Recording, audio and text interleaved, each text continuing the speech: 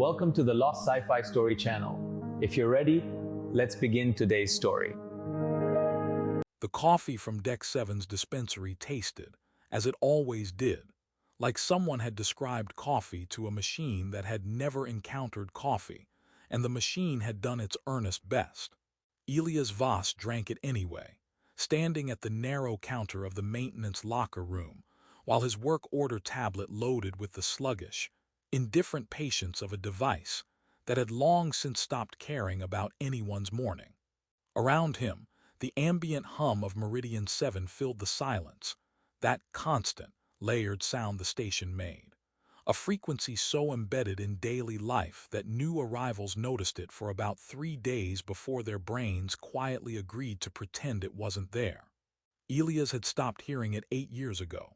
He'd stopped tasting the coffee about 6 months after that. Some mornings he wondered which loss was greater. His tablet finally produced the day's work orders with a small, self-satisfied chime, and he scrolled through them with his thumb while finishing the last of the cup. 3 filtration units on floors 4, 4, and 9. The second floor 4 listing was almost certainly a system error, because he'd replaced that unit 11 days ago, and the housing was rated for 2 years minimum. But arguing with the work order system was a documented exercise in spiritual damage, so he had stopped trying. There was a pressure recalibration job on 14 flagged amber, which meant the previous technician had left it, in a state that the system found concerning but not yet catastrophic. Elias had a reliable theory about who that previous technician was, and the theory involved a man named Porwick who treated every coupling in the station as a personal enemy to be defeated, rather than a component to be serviced. And then, at the bottom of the list, a climate control access job in Unit 7 North 12, resident file listed as single occupancy, species, Vael. He noted this the way he noted most things, with the mild, professional attention of someone building a map of the day, and clipped his toolkit to his belt. The Arcanis Quarter occupied floors 5 through 12 of Meridian 7's residential ring, and it was, depending on your tolerance for the unfamiliar, either one of the station's most interesting neighborhoods or one of its most exhausting ones. Elias had been servicing it for 4 years and had arrived, gradually, at a position somewhere between the two. The Thureni on floors 5 and 6 were generally easy to work around. They acknowledged your presence with a slow exhalation through the nose that meant, he'd been told, something roughly equivalent to, "I see you and I have decided not to find this threatening," which he considered a reasonable baseline for professional interaction. The Kolvari on floors 8 and 9 answered the door communally, which meant that replacing a single filtration unit involved nodding politely at between 3 and 7 individuals who had no particular reason to be present, but had arrived anyway out of what appeared to be a deeply held species-level conviction that attendance was its own form of contribution. He'd learned to bring extra inventory forms. It made him look official. The Kolvari respected inventory forms. The Vael were different, and his experience with them was limited enough that different was the most precise word he had. There were only 4 Vael residents in the quarter, which was itself notable. Vael populations on mixed-species stations tended toward the minimal, as though they were conducting a careful, ongoing experiment in tolerating proximity and hadn't yet published the results. Their units were modified extensively within the bounds of their lease agreements. The interior configurations shifted to limit sightlines from the entrance. The atmospheric settings calibrated to something slightly drier and cooler than the station standard. Elias had accessed 2 Vael units in 4 years for minor servicing. Both times the resident had been present, polite in a manner that was technically indistinguishable from warmth, but felt more like a very precise performance of warmth.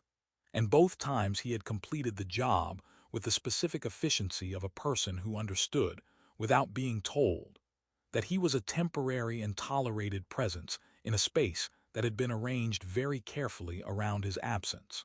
He took the elevator to 7. The elevator made, as it always did, a sound during the closing of the doors that he could only describe as mechanical grief.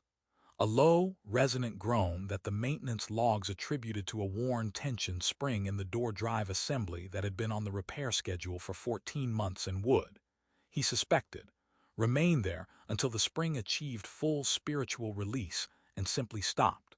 He ate the second half of a protein bar he'd started at breakfast, synthetic grain and something marketed as harvest berry that bore no relationship to any berry that had ever been harvested from anything.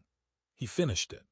The elevator opened on 7 with a sound like a question it didn't expect an answer to, and he stepped out into the corridor, checked the unit number on his tablet, and walked north. He had no particular thoughts. This was, he would later consider, either the most ordinary thing about the morning or the strangest, that he arrived at the door of Unit 7 North 12, with his mind entirely occupied by the pressure recalibration waiting for him on 14, by the probable crimes of Porwick, by whether the Deck 7 dispensary would ever be replaced with something that understood coffee as a concept rather than a rumor. He knocked, he waited, he reached for his override keycard. The door opened. She was already stepping back from the door before he had finished showing her the work order tablet, which he took as either a sign of efficiency or a sign that she had been watching through the door sensor long enough to make her decision, and was simply completing the motion. He followed her inside, because that was the job, and because he had learned that in Vael units the correct thing to do was to move with purpose and without browsing. No glancing at shelves, no letting the eyes drift to whatever was arranged on surfaces, no performing the casual environmental curiosity that humans defaulted to in unfamiliar spaces. You went to the thing you were there to fix, and you fixed it. This was not written anywhere in the Helix Residential Services employee guidelines, because the guidelines had been written by people who serviced largely human-occupied units and considered be professional, a sufficient level of cultural specificity. Elias had learned it the way he learned most things about the quarter, through the slow accumulation of small corrections delivered in very polite tones. The unit was arranged with an intentionality that made his own quarters feel like the aftermath of a minor explosion. Not sparse exactly, but placed, every object holding its position with the quiet confidence of something that had been considered before being set down. The air was cooler than the corridor, and carried a faint dryness that registered at the back of the throat, along with something else, a trace element he couldn't name, that reminded him for no logical reason of very old paper. The atmospheric processor was doing something more sophisticated than the standard residential package. He made a note to check whether the modifications were within the lease parameters, and then made a second note to lose the first note, because Porwick had once filed a compliance report on a Thureny resident for running a humidity variance of 2%, and the resulting interdepartmental conversation had consumed 6 weeks and produced no winners. She had moved to the far side of the main room with the particular stillness of someone demonstrating, through posture alone, that they were not watching him. He appreciated the architecture of this. He located the climate control panel in the upper corner near the junction of the outer wall, a standard Helix housing unit installation, the access latch sitting behind a flush-mounted cover that required the 2-step stool he carried clipped to his belt. He unfolded it, set it down, climbed up, and reached for the cover latch. The filtration read on his scanner came back nominal, which was suspicious, because the work order had flagged it as requiring recalibration, and in Elias' experience the work order system flagged things for one of 3 reasons. Because they needed attention, because it had confused the unit with another unit, or because it was engaged in some internal process of self-justification that had no relationship to physical reality. He tapped the secondary sensor coupling to check the manual baseline, and reached slightly further overhead to access the back panel, and his sleeve, which had been threatening to do this for the last hour because the left cuff fastener had been loose since Tuesday, pulled back to his forearm. He didn't notice. He was reading the sensor output. What he noticed, approximately 12 seconds later, was the quality of the silence behind him, not the ordinary silence of a resident politely ignoring the technician. He knew that silence well, had spent 11 years inside it. This was a different texture entirely. This was the silence of a room in which something had stopped that had previously been running, without either of them being aware it was running at all. He became conscious of it the way you become conscious of a sound only after it ends through its absence, suddenly and completely. He looked down. She was standing in the center of the room, and she was looking at his forearm with an expression that he did not have immediate language for. Her eyes dark amber, with that fractional shift in depth that he'd noticed when she opened the door, the kind of eyes that seemed to be receiving more information than standard optics should allow, were fixed on the scar that ran along the inside of his left forearm with the focused, absolute quality of a targeting system that has located what it has been searching for and cannot now look away. She was not moving, not in the way people go still when they're surprised. That involved a quality of interrupted momentum, a paused gesture, a breath held mid-cycle. This was more total than that. This was a stillness that suggested every process available to her had been redirected toward a single input, and everything else had simply been placed on hold. He had the scar for as long as he could remember. A childhood thing, origin story embarrassing enough that he'd retired it years ago. It involved a roof he'd been told not to climb, the edge of a solar panel housing, and a degree of personal overconfidence that he preferred to frame, in retrospect, as early evidence of ambition. It ran from just below his inner elbow toward his wrist in a branching pattern, the kind of scar that had prompted exactly 3 reactions over the course of his life. Mild curiosity, the occasional medical question, and once, memorably, a woman at a station bar who had told him it looked like a river delta from altitude, and then asked if he wanted another drink. He had. They'd had a pleasant evening. The scar had never, in any context, produced the reaction currently unfolding in front of him. She spoke. Her voice was almost inaudible, calibrated somewhere below the threshold of the room's ambient hum, and it carried the particular quality of a person saying something not because they have chosen to say it, but because their cognitive system has produced it without asking permission first. "You cannot be real," she said. "That mark means you are dead." Elias looked at his arm. He looked at her. He looked at his arm again in case he had missed something. The scar looked exactly as it always had. He was standing on a 2-step maintenance stool in a stranger's apartment on the 7th floor of a station that smelled of recycled air, holding a scanner that was reading nominal on a climate control unit he hadn't finished checking. And a woman who had answered her door 20 minutes ago with the polite, measured expression of someone expecting a minor inconvenience had just informed him, with the quiet conviction of absolute certainty, that he did not exist. He stayed on the stool for a moment longer than was strictly necessary, because it seemed important, in this particular instant, to be standing on something solid. He climbed down from the stool.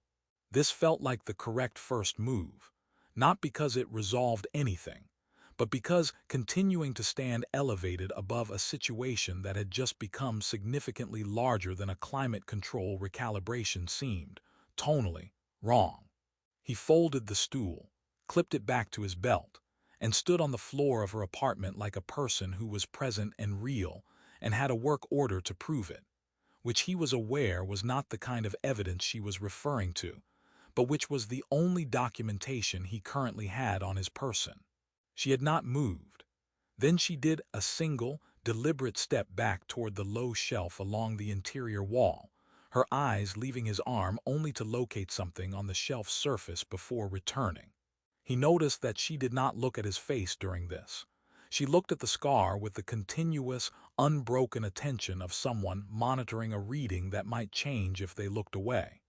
"You should sit," she said. It was not quite a suggestion.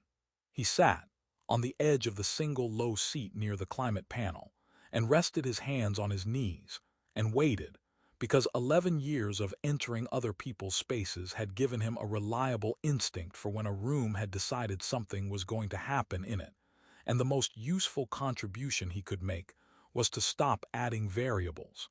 Her name was Sael Orveth. She offered it the way someone offers a handshake in the middle of an emergency, a small formality maintained precisely because everything else had stopped being formal. He gave her his. She repeated it quietly, as though filing it somewhere, and then she retrieved from the shelf a device he didn't recognize, slim and flat and dark, smaller than his scanner, with no visible interface surface. And she held it near his forearm without touching him, and it produced a sound that was barely a sound at all, more of a tonal suggestion, and she looked at the readout on its surface for a long time. He asked if she wanted him to hold still. She said he was already holding still. He said he could hold stiller if that would help. She looked at him then, briefly, with an expression that existed somewhere between assessment and surprise, and said that it would not help but that she appreciated the offer. Then she sat down across from him, placed the device on the surface beside her with a care that suggested it had just done something significant, and began to speak. The Vael had maintained genetic lineage records for 4,000 years.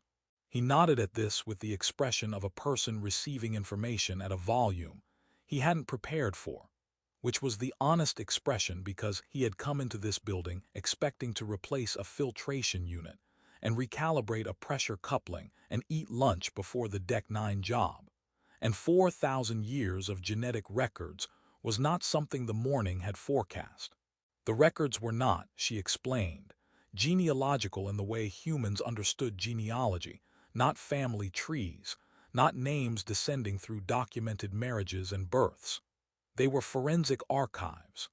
Vael genetics expressed physically in ways specific enough to be read, cataloged, and cross-referenced with the reliability of identifying data, particular inherited markers, that a trained eye or a calibrated instrument could place within a lineage as precisely as coordinates on a map.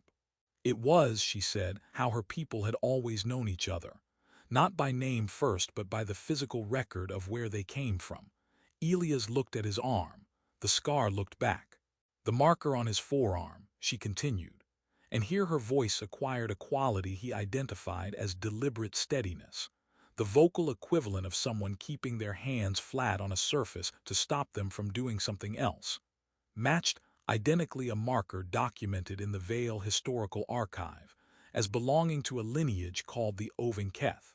Not similar, not analogous, identical down to the branching geometry and tissue formation, in a way that the device she had just used confirmed with a precision that left no meaningful room for coincidence. The Ovinketh were documented, were studied, were, in the archive, referred to exclusively in the past tense, because 300 years ago, during a period her people called the erasure, that lineage had been systematically and comprehensively eliminated. Her civilization's scientific consensus, built on 3 centuries of genetic survey and historical documentation, held that the Ovinketh line was extinct. No surviving carriers, no branch populations, no possible continuation. He sat with this for a moment. Then he asked, because he genuinely wanted to understand the scope of what he was dealing with, whether there was any margin of error in the archive's identification system. She said the margin was approximately equivalent to the probability of 2 separate storms on 2 separate planets producing a raindrop that struck the same square millimeter of ground twice. He considered this. He told her that he had once won the same station raffle 3 consecutive times at a community event on Deck 4, and asked whether that affected the statistical framework in any meaningful way. She looked at him for a moment in which he could not determine with any confidence whether she was about to ask him to leave or laugh. Neither happened. Something shifted in her expression that was not quite either thing but borrowed from both, a fractional adjustment that suggested she had not expected the conversation to contain this element and was revising her approach in real time. He asked the question that had been sitting at the front of his mind since she first spoke. the one that felt the largest and therefore the most necessary to say plainly. He asked what it meant if the archive was right and he was carrying this marker for her people's history. She was quiet for long enough that the atmospheric processor cycled once, a soft mechanical breath in the silence of the room. Then she said that it meant one of two things. Either the erasure was not what 3 centuries of Vael history claimed it was, not complete, not total, not the closed and finished chapter that her civilization had built its subsequent understanding of itself upon, or human genetics had, independently and without any biological pathway that her science could account for, spontaneously generated a marker that her ancestors had developed across thousands of years of distinct evolutionary history. She said both possibilities in the same even tone, the way a person recites 2 options when they have already understood that neither one is survivable at full volume. He looked at his forearm. He had carried the scar for 34 years. He had climbed a roof he'd been told not to climb and caught a solar panel housing on the way down, and come home with a torn sleeve and a story his mother had found considerably less amusing than he had. He had shown it to 3 people who found it interesting, 1 person who found it medically adjacent, and a woman at a bar who had called it a river delta and bought him a drink. It had never, in any of those contexts, been a document. It had never been evidence of anything beyond his childhood relationship, with instructions he'd been given and chosen not to follow. He asked her what she was going to do. She said she didn't know yet. She picked up the device again and looked at it, and then she looked at him. And for the first time since the door had opened, the focus of her attention wasn't his arm but his face, as though she was trying to locate, somewhere in his expression, a category that would help her understand what she was sitting across from. He tried to look like a person who was findable in the available categories. He was not entirely certain he succeeded. Above them, the climate control panel hung open. The job was still unfinished. His scanner was still in his hand. He finished the job. This felt important somehow, not symbolically, not as a statement about anything, but in the practical, grounding way that finishing a thing you started has always mattered to people who work with their hands. He climbed back onto the 2-step stool, closed the back panel on the climate control unit, ran the final calibration check on his scanner, and confirmed the reading as nominal. He wrote it into the work order tablet. He folded the stool. He clipped it to his belt. Sael watched him do all of this from across the room without speaking, and he had the sense that she was not watching the work so much as watching him. Filing away the observation that a person who had just been told his existence was a historical impossibility would, apparently, still complete his service call before leaving. He thanked her for her time. She said his name once as he reached the door and he turned. She said she would need to contact him again. Not a question. He gave her his station comm ID, read off from the back of the work order tablet where he kept it noted because he could never remember the last 4 digits under pressure. And she entered it into a device on the shelf with the precise, unhurried movements of a person doing something they understand to be significant and are determined not to fumble. Then she said, and he heard in her voice the return of that careful steadiness, that she would ask him not to discuss what she had told him. Not yet. He said he understood. He did not add that he had nobody to discuss it with who would receive it as anything other than evidence of a stress-related episode, because this seemed beside the point. The elevator on 7 made its sound. He wrote it down alone.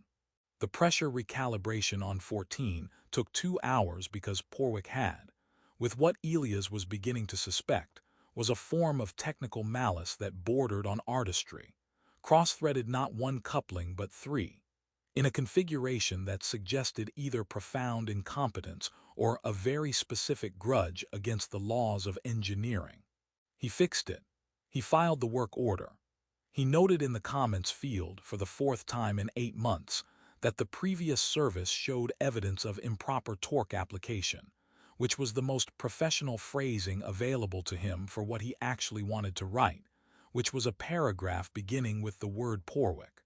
He ate lunch on a bench in the Arcani's quarters common corridor, a stretch of public space where the foot traffic of three species moved in patterns that had, over years of shared occupancy, developed an informal choreography, a Thureni couple walking at the considered pace their culture preferred, two Kolvari residents traveling in the standard grouping of four despite, as far as he could observe, having a destination that required only one of them. He sat among all of it with a container of noodles and the specific quality of attention of a man who is looking at familiar things and finding them subtly, irrevocably different. Not because they had changed, because he had been handed a piece of information that had shifted the angle from which everything was visible. The way a change in a single light source can make a room you have lived in for years suddenly appear to have walls you hadn't counted. He had carried the scar for 34 years without once considering it a question. This was the thing that kept returning to him on the elevator down, and in the corridor, and over the noodles, not the enormity of what Sael had told him, though that was enormous, but the simpler, stranger fact of all the years in which the scar had simply been a scar. A childhood roof, a panel housing, a torn sleeve in his mother's expression, the River Delta woman at the bar. 11 years of maintenance work during which his left forearm had been visible on countless occasions in dozens of alien residences across the quarter and nobody. Not a single Thureni, not one of the 4-strong Kolvari delegations, not the 2 previous Vael residents he had serviced, had looked at it the way Sael Orveth had looked at it this morning, as though it was readable, as though it said something that preceded him by centuries. He thought about the erasure in the careful, incomplete way you think about something you have only a partial account of, aware of the shape of the absence, unable yet to fill it.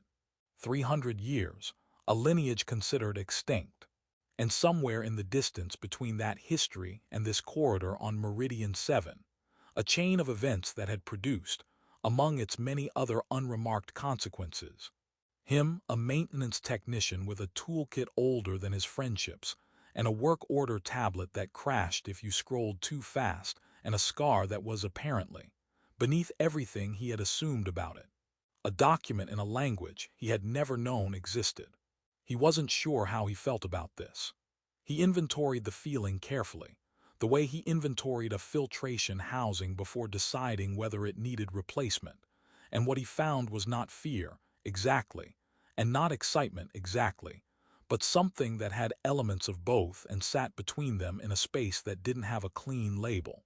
He thought about the fact that his existence might be evidence that a genocide was incomplete, that somewhere in the official record of a civilization's history there was an error of the most consequential kind, and that the error was currently sitting on a bench eating synthetic noodles on the 7th floor of a station that smelled of recycled air. He thought this was either the most important thing that had ever happened to him, or a misidentification that would be quietly corrected by a more thorough instrument, and that he was in no position today to know which. What he knew was that he would go back, not because the archive query Sael had told him about required his participation, and not because he had any expertise to offer in the geography of a 3-century-old historical wound, but because he was, underneath the background character energy and the protein bars, and the professional equanimity of a man who has spent 11 years servicing other people's atmospheric systems, genuinely curious. He had always been curious. It was what had put him on the roof at 9 years old and given him the scar in the first place, which meant that in some oblique and entirely unforeseeable way, his curiosity had been pointing at this morning for his entire life without either of them knowing it. He finished the noodles. He checked the work order tablet. The Deck 9 filtration job was in 40 minutes. He clipped the container to his recycling loop and stood up from the bench, and the corridor moved around him in its familiar choreography, and the station hummed its frequency that he had stopped hearing 8 years ago, and Meridian 7 continued being exactly what it had always been. He walked back toward the elevator. It opened before he pressed the call button, which had never happened before in 4 years, and he stepped inside and decided to take it as a sign of something, though he couldn't